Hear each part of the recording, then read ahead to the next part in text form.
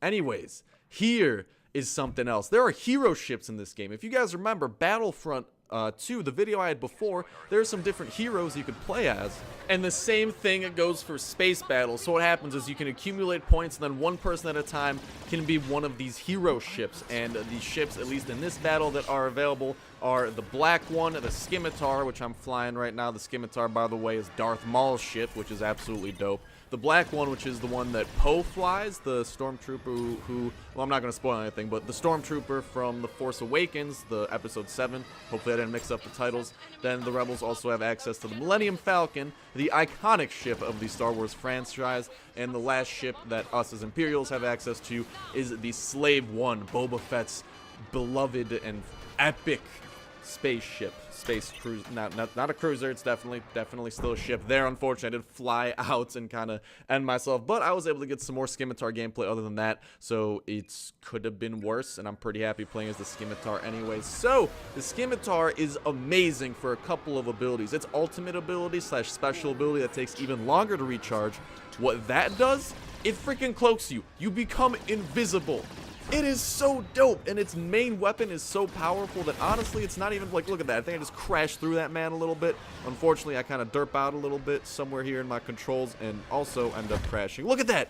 Took him out, but he also kind of knocked me off course, which did not help. But in terms of those abilities that I was talking about, the one that you get for hitting both bumpers, or I think it's bumpers, yeah, both bumpers together, that ultimate ability, longer recharge, is cloaking. You get cloaked for a couple seconds, you can still be shot at, but you will not be seen. However, there is the one caveat where I think if you're like on fire or your ship's damaged, they might see the smoke coming from behind you. And also, as soon as you come out of it, as soon as you come out of the cloak, I think you get an attack boost, a damage boost for just a little bit. And along with that, the left ability is this thing called Target Lock. What I'm guessing that does is just makes it a little bit easier for you to lock on, and you don't have to spend as much time. I didn't actually end up using it though, so don't quote me when I say anything regarding the left ability. And then the right ability is some guided missiles. So yeah, the Scimitar is pretty dope. Honestly, it was my favorite hero ship that I played with, mainly because those blasters, its normal blasters, are amazing. Now the next ship that I got some gameplay of, definitely not as good with the Scimitar, just out of personal preference, was the Slave One. So what the Slave One has for its left ability is some guided missiles. This again is the ship of Boba Fett. His ultimate ability that you get, that is the longer recharge, is actually this insane time bomb.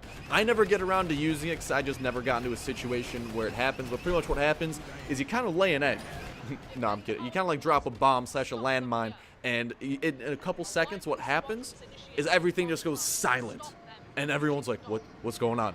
And then boom, ginormous explosion that wipes people out. I didn't get any good clips of that, but a couple of my friends got insane, like, multi-kills with it, and it was absolutely filthy. So the Slave One is pretty awesome.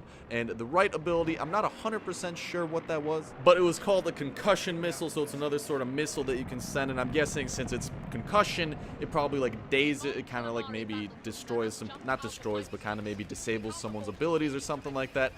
Or, I don't know, do not take my word for it. Like I said, I did not use it, but it is called a concussion missile, and I'm just kind of making some somewhat educated guesses from the name of that. So this one, the Slave One, has a huge combination of different missiles between the guided missiles and the concussion missile, along with an awesome thing if you're getting chased. That's where the seismic charge is amazing. If you are getting chased, you can just drop it right behind you, and the poo-poo will come out. Everyone will just get pooped on if a couple people are chasing you, because as hero ships, most of these hero ships also have more health, so it's a lot higher priority target. A lot more people are trying to get you, a lot more people are trying to take you out. So if there's a bunch of people on your butt, you drop that time bomb, you time it right, there will be a multi-kill coming your way. And also, I am a derpy driver at times, just a little bit. That thing I was shooting at was kind of like the Rebel AI ship I was talking about. First person mode is a thing in this game, and this right here is actually the Rebel perspective of what going through the tunnel and shooting at the shield projectors looks like. Here you can see some of my X-Wing gameplay. The X-Wing's ultimate ability is to fire all 4 blasters at once. Its left ability is for a repair droid, just do some repairs, and then its right ability, I believe, is actually some sort of guided missile or something like that. But the thing that really makes me like the Imperials more than the Rebels is the fact that a lot of the Imperial ships are outfitted with missile counter defenses. On the other hand, a lot of the Rebels are fitted with repairs against that. So I like missile counter defenses because a lot of times missiles are pretty powerful, and if you're weakened, they will take you out. Anyways, back to the hero ship. Here we have the black one, Poe's ship from episode 7, and this thing is freaking awesome, more so for its ability. I didn't like it as much as the other ones, but I was doing pretty solid with it. So on the left, what it gets is BB-8. It gets a special repair droid. It gets BB-8 from the movie, and what it does is, well, just repairs you for the most part. Its special ability is kind of this like sonar pulse thing that happens. So this, what it's able to do is it scans around the area and it will mark enemy ships, I think with like a red outline, or it'll somehow mark them so it's super easy for your teammates and allies to see them.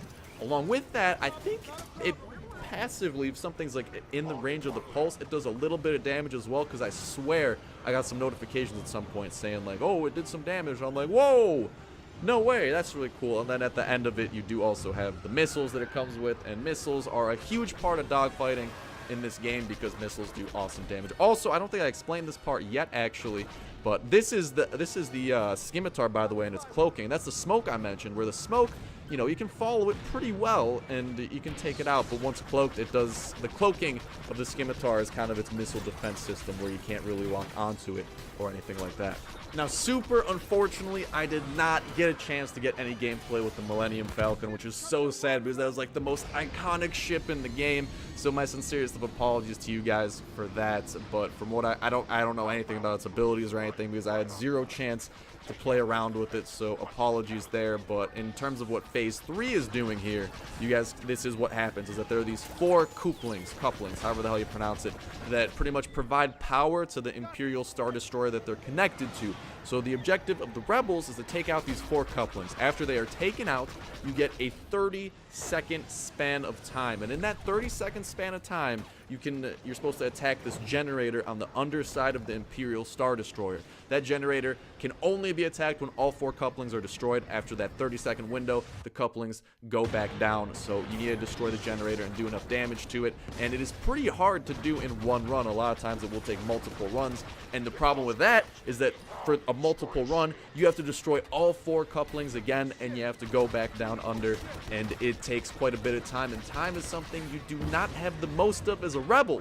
Maybe you have time if, you know, everyone's running around like pansies, but you don't have lives. And lives are the lifeblood of this game mode for the rebels. And if you run out of lives, there, as you guys can see, you got that timer there, and you're able to do some damage. And at this point, pretty much what everyone should be doing, everyone should be focusing on that, and everyone should be sending every special ability and everything that it has at it. Now, a small little thing I noticed with the couplings is that, you guys can't see this yet, you'll see it in a little bit, but what happens with the couplings is that and actually with the shield generator as well, but you guys can see that the little hexagon starts red, but after you start shooting it, it turns to yellow. So I think when it's red, what happens is the red is kind of like a miniature, like mini shield for it. So if you send like very powerful things at it, that shield will absorb it. So you need like constant fire at it. Maybe if you're about to send in like a super missile barrage, soften it up with some lasers at first. And the same thing goes for a lot of the defenses, actually, is that it's not pure damage, but it does have that small shield associated with it. Like right there, you can see